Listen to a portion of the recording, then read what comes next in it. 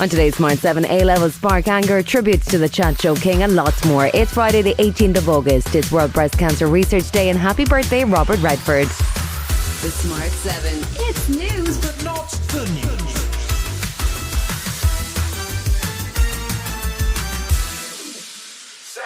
Thursday saw the A-level results released and no one was too happy about it. The top-level results across England, Wales and Northern Ireland all fell for the second year in a row, with grades in England taking the biggest drop.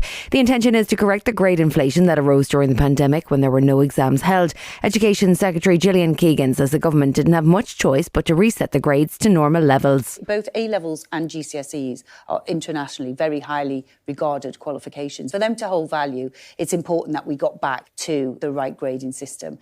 Everybody will calibrate, so they shouldn't worry. They've still got the same access to university. That didn't play well with everyone. This angry dad took to the LBC airwaves to give poor old Nick Ferrari a piece of his mind. The first time I heard about this was obviously last night when it came on the news. That, oh yeah, by the way, it's going to be 2019 levels. How do you prepare someone for that? My daughter is in bits saying to me, don't know what to do with my life now. Grade levels are still above the 2019 levels, but Josh Graff, Managing Director at LinkedIn, says there are more and more opportunities outside the traditional degree structure. There are people who are frustrated at not having secured the grades that they'd worked for. Do not be disheartened. Companies are increasingly opening up fantastic career paths for people that don't have a university degree.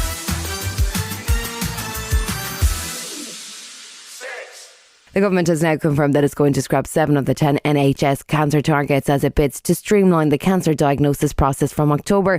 The 3 new targets will be 28 days for an urgent GP referral, 62 days from referral to treatment, and a 31-day target to start treatment for those with a cancer diagnosis who've made a decision to have treatment. The issue is that currently the NHS is missing almost all of those targets, and cancer patient Carol Fletcher says that the delay in her mammogram has led to complications in treatment. There's not enough pathologists to look at my cancer cells after my surgery, and there is not enough oncologists.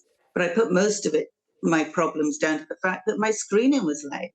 If they'd picked this up earlier, I wouldn't have had to have the extensive treatment that I've had, which must have cost a fortune for the NHS. Dr. Peter Johnson, National Clinical Director for Cancer at NHS England, says there has been massive investment, but that keeping track of 10 targets was just too complicated. We've increased the number of oncologists and we continue to invest in our workforce.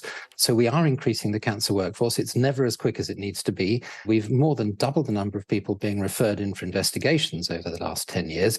And I'm afraid we haven't kept pace with that, but we are investing heavily to try and get us out of this situation.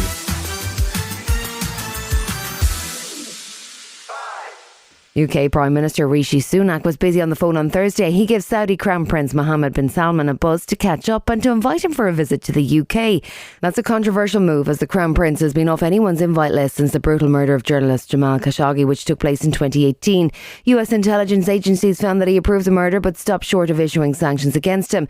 UN human rights investigator Agnes Calamard said it's not appropriate for a state visit until the issue is resolved. It is a logical step for me to be asking for him to be included in the sanctions until and unless there is evidence provided that he was not involved, didn't know, should not have known of the execution. 11 people are currently on trial for the murder in Saudi Arabia, and the Prince denies any involvement.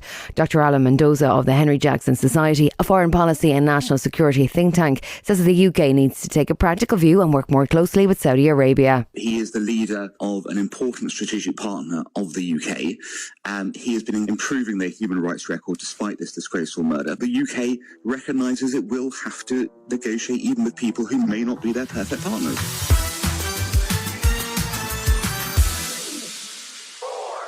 Ukraine reported more gains in the Donetsk region on Thursday as the counter-offensive continues at a slow pace.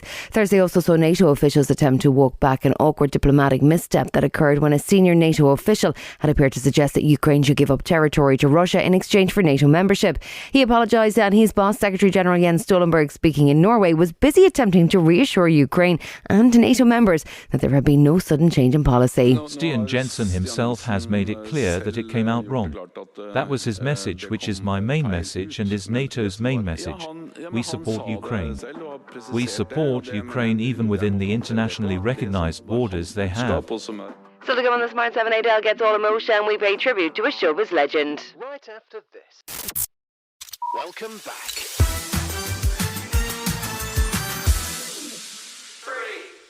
Sunday sees the Women's World Cup final take place at Stadium Australia in Sydney. It all kicks off at 11 a.m. as England face Spain in what could be a tricky game for both sides. Former England and Manchester United player Gary Neville says whatever happens, he's got a lot of respect for the Lionesses, who are European champions and now World Cup finalists. I still marvel at that Euro final in the last 5 minutes when they were up against a team in Germany and they were keeping the ball in the corner, things that we could never do. They've got robustness, resilience. They do things that we have never done in this country, which is go and perform, not just in one tournament, but do it again and again.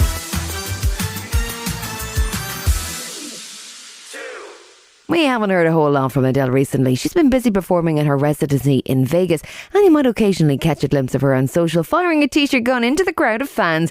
Well, she's loving life, and her fans love to get her involved in their lives. Two fans in particular at a show the other night asked her to get involved in their gender reveal. Yes, apparently they're still a thing. Chantel and Chris are having a baby boy! So emotional, oh my God. Good luck, congratulations. I've got an 11-year-old boy and woohoo, you're in your eyes.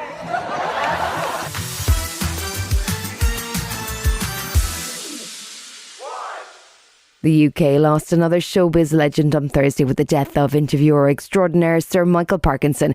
He was quite simply the king of TV from 1971 to 2007, with over 2,000 celebrities facing him for a gentle but firm inquisition. There were tributes from big names and former guests, including Michael Caine, Elton John and Angela Rippon.